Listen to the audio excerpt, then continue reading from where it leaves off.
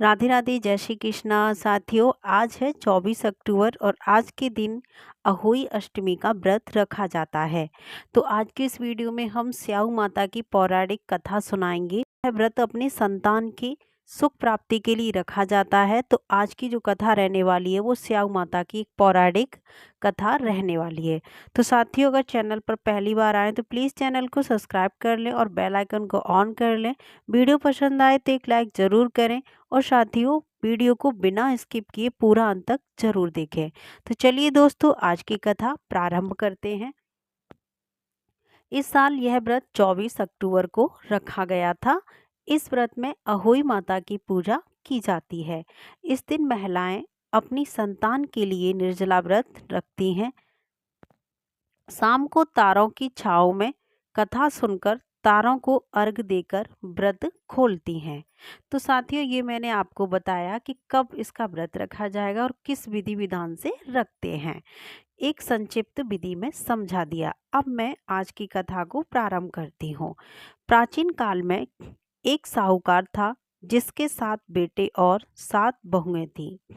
इस साहूकार की एक बेटी थी जो दीपावली पर ससुराल से मायके आई थी। दीपावली पर घर लीपने के लिए सातों बहुएं मिट्टी लाने के लिए जंगल में गई थीं। तो ननद भी उनके साथ चली गई। दीपावली से पहले कार्तिक वदी अष्टमी को सातों बहुएं अपनी इकलौती ननद के साथ जंगल में मिट्टी लेने गई थीं। जहाँ से वे मिट्टी खोद रही थीं, वहीं पर स्याऊ सेही की मांद थी। मिट्टी खोदते समय ननद के हाथ से सेही का बच्चा मर गया। इससे क्रोध में आकर स्याऊ माता ने ननद से कहा कि अब मैं तेरी कोख बांधूंगी। तब ननद अपनी सातों भाभियों से प्रार्थना करने लगी कि तुम में से कोई मेरे बदले अपनी कोख बंधवा लो। सभी भाभियों ने अपनी कोख बंधवाने से मना कर दिया, लेकिन छोटी भाभी सोचने लगी, अगर मैं कोख न बंधवाऊंगी तो सासू जी मुझसे नाराज हो जाएंगी। ऐसा विचार कर ननद के बदले छोटी भाभी ने अपनी कोख बंधवा ली। इसके बाद जब उसे जो बच्चा होता वह 7 दिन बाद मर जाता था। एक दिन साहूकार की स्त्री ने पंडित जी को बुलवाकर पूछा, क्या बात है, मेरी इस बहू की संतान 7वें दिन क्यों मर जाती है? तब पंडित जी ने बहू से कहा कि तुम काली सुरई गाय की पूजा किया करो। उन्होंने बताया कि दरअसल काली गाय स्याऊ माता की भाईली है। वह तेरी कोख छोड़े तो तेरा बच्चा जिएगा। छोटी बहू ने पूरी लगन से गाय की सेवा की। एक दिन गौ माता बोली कि मेरे जागने से पहले कोई रोज मेरी सफाई कर जाता है, सो आज देखूंगी कि कौन मेरी सफाई करने आता है। गौ माता खूब तड़के जागी तो क्या देखती है कि साहूकार के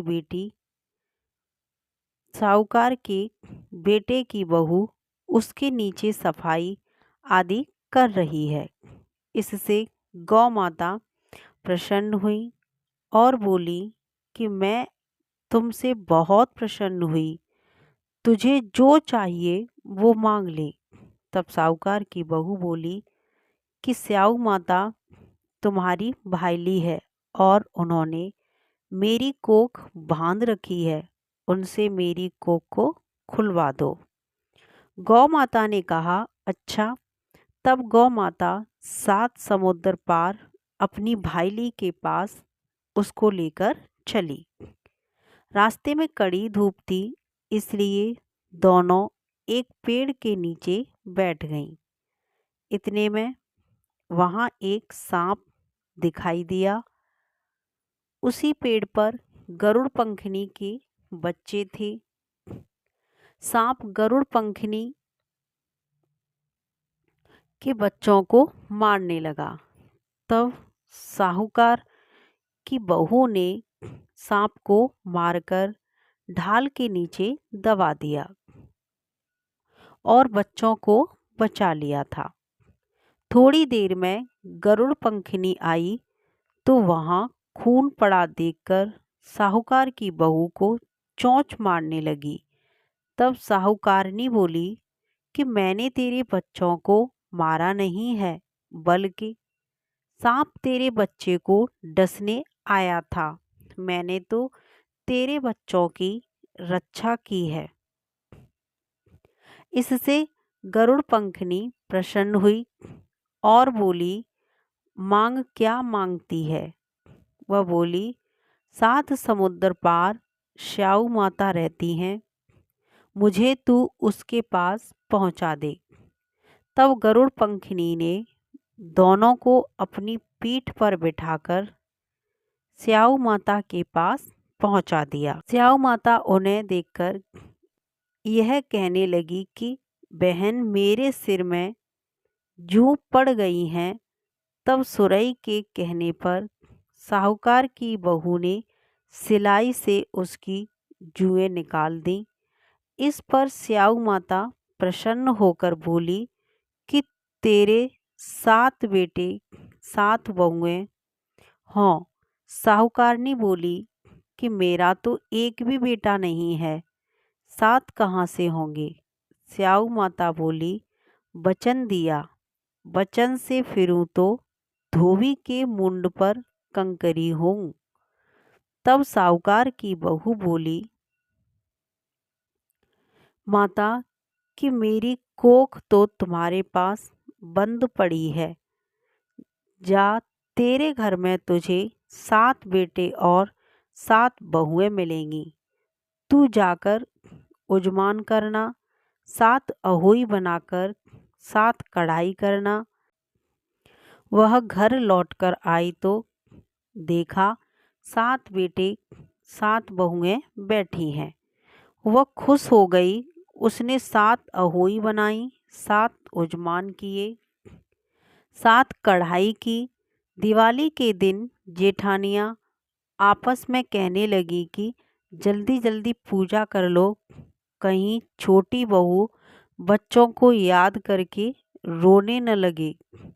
काफ़ी देर तक रोने की आवाज़ नहीं आई तो जेठानियाँ ने बच्चों को भेजा।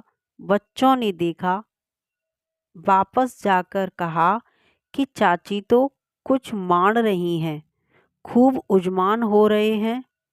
यह सुनते ही जेठानियाँ दौड़ी दौड़ी उसके घर गईं और जाकर पूछने लगी कि तुमने कोख कैसे छुड़ाई? तुमने तो कोख बंधाई नहीं। मैंने बंधा ली। अब स्याऊ माता ने कृपा करके मेरी कोख खोल दी। तो साथियों, ये थी स्याऊ माता की एक पौराणिक कथा। साथियों, कथा पसंद आई हो तो वीडियो को एक लाइक कर दें। चैनल पर पहली बार आएँ तो प्लीज़ चैनल को सब्सक्राइब कर लें और बेल आइकन को ऑन कर लें।